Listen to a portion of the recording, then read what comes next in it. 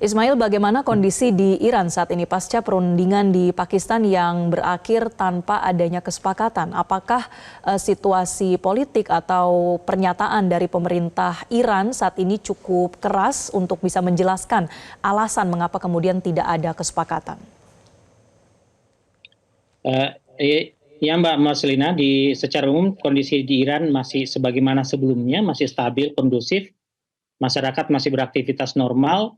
Nah, setelah perundingan Amerika Serikat dan Iran di Islamabad itu buntu, jadi memang kami melihat suasana politik dan psikologis masyarakat tidak ada perubahan yang signifikan, sebab sejak awal opini publik itu adalah menolak negosiasi ini dan menuntut untuk tetap melanjutkan perang. Jadi mereka sudah melihat, karena memang berdasarkan pengalaman-pengalaman sebelumnya, bahwa negosiasi pasti akan menemui kebuntuan. Jadi masyarakat sejak awal sudah tahu atau sudah memperkirakan, memprediksi, dan ini benar sebagaimana apa yang terjadi. Tapi masyarakat ya tetap menyikapi sebagaimana tuntutan mereka dari awal, yaitu pemerintah dan militer tetap saja melanjutkan perang ini, tolak segala bentuk tawaran gencatan senjata, karena yang dihadapi oleh Iran adalah Amerika Serikat dan Israel yang tidak bisa dipercaya sama sekali.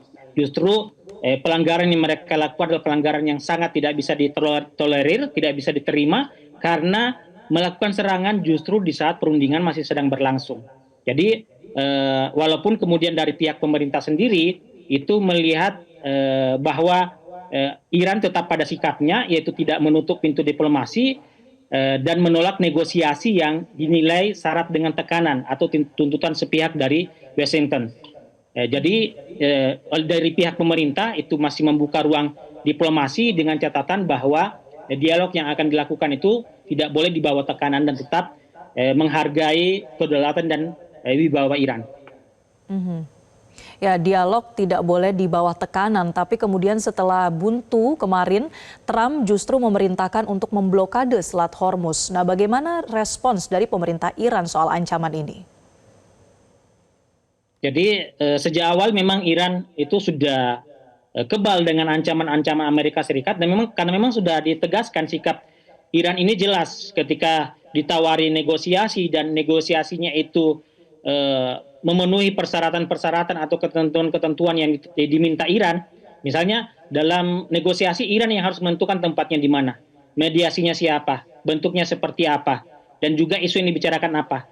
Nah, dari awal, dari 4 hari perang dimulai, itu Amerika Serikat sudah menawarkan negosiasi, tapi terus ditolak Iran karena Amerika Serikat tidak menyepakati apa yang ditawarkan oleh Iran. Lalu kemudian baru kemarin ketika Donald Trump memberikan deadline, lalu kemudian ada pernyataan yang melalui mediasi oleh Pakistan menyatakan bahwa Amerika Serikat bersedia dengan tawaran dan tuntutan Iran, maka kemudian terjadilah dialog ini. Namun ketika ini terjadi kebuntuan, maka Iran kembali lagi kepada sikapnya bahwa ketika Iran dikasih opsi diplomatik, maka Iran melakukan itu, memilih itu, dan jika diberi opsi militer, Iran juga akan memilih itu. Mengenai Selat Hormuz, ini adalah sesuatu juga yang tidak bisa ditawar oleh Iran, dan ini adalah salah satu penyebab kebuntuan diplomasi, kebuntuan negosiasi, karena permintaan Iran untuk pengakuan kedaulatan Selat Hormuz ini ditolak oleh Amerika Serikat. Amerika Serikat meminta untuk Selat Hormuz dibuka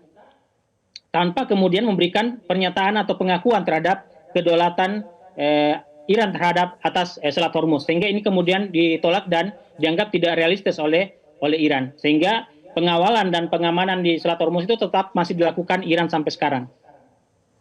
Ya, walaupun belum mencapai kesepakatan, tapi ini masih dalam periode gencatan senjata ya, yang sebelumnya memang sudah disepakati oleh kedua belah pihak.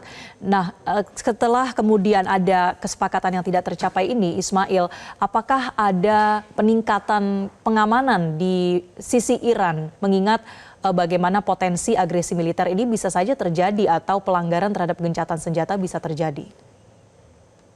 Ya, pasca buntunya perundingan, sekali lagi kami melihat tidak ada perubahan yang signifikan, walaupun tingkat kewaspadaan, tingkat kehati-hatian itu tetap terus ada.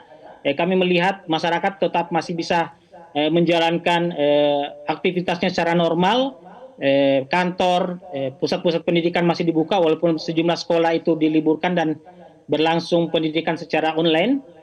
begitu juga aktivitas ekonomi.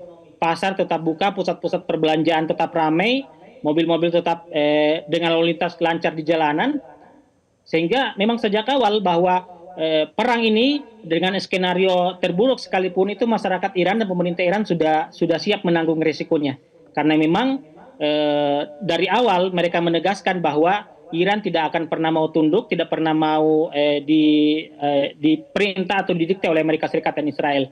Dan sampai sekarang walaupun pimpinan tertinggi mereka, banyak pimpinan militer mereka yang terbunuh, tersingkirkan, tapi masyarakat Iran tetap konsisten mendukung pemerintah mereka dan mengatakan kepada Donald Trump melalui aksi-aksi yang terus mereka lakukan setiap malam bahwa apa yang telah dilakukan Amerika Serikat dan Israel terhadap Iran hari ini tidak mengubah sikap mereka. Mereka tetap tegas dengan sikap politik mereka untuk tetap menjaga kemandirian dan kemerdekaan mereka.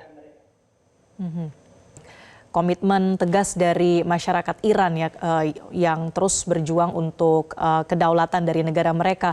Namun Ismail, kalau kita melihat banyak negara yang memang terdampak dari adanya perang ini, baik itu krisis energi, krisis pangan dan juga harga-harga begitu, termasuk yang dialami di Amerika Serikat. Sejauh ini setelah lebih dari 1 bulan perang terjadi, bagaimana situasi ekonomi terkini di Iran?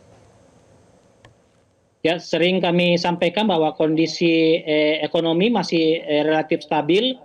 Harga-harga di Iran juga memang di awal perang itu mengalami kenaikan, tapi itu diantisipasi oleh pemerintah dengan juga menaikkan upah bahkan sampai 60% di awal tahun baru Persia. Kemudian juga ada bantuan tunai langsung kepada masyarakat yang rentan. Bantuan-bantuan dalam bentuk sembako itu terus ada, bahkan sampai kepada kami yang warga asing di Iran juga mendapatkannya. Jadi selama 1 bulan perang ini bahan-bahan pokok seperti beras, seperti ayam potong, seperti minyak goreng itu sampai sekarang keluarga kami pribadi itu tidak beli karena masih mendapatkan bantuan dari pemerintah. Jadi bukan hanya kepada warga negaranya, tapi juga kepada warga negara asing. Yang mereka katakan bahwa kami tetap bertanggung jawab atas kehadiran kalian di sini. Kalian bagaimanapun adalah tetap tamu yang kami juga harus jamin kenyamanannya, jamin keamanannya, dan jamin keselamatannya.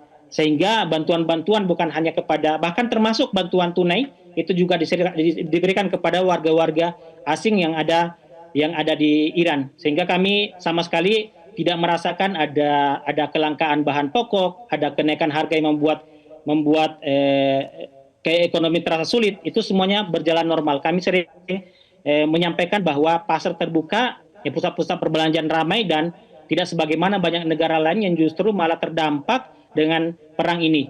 Iran yang justru menjadi pusat perang itu justru malah keadaannya bisa dibilang biasa-biasa saja dengan apa yang sedang mereka alami.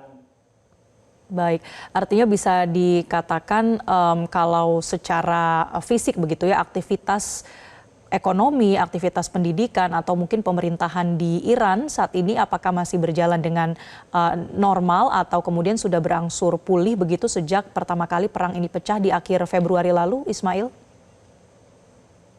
Ya benar, kegiatan-kegiatan pemerintahan itu masih terus berjalan, bahkan Presiden Pezeshkian itu masih tetap datang ke proyek-proyek yang sedang mereka jalankan untuk peresmian. Kita melihat bagaimana juga sambutan-sambutan atau pidato-pidato yang dia sampaikan itu di tempat-tempat yang terbuka. Begitu juga pada aksi-aksi Presiden Pezeshkian, termasuk juga almarhum Ali Larijani itu juga ikut dalam aksi-aksi tersebut.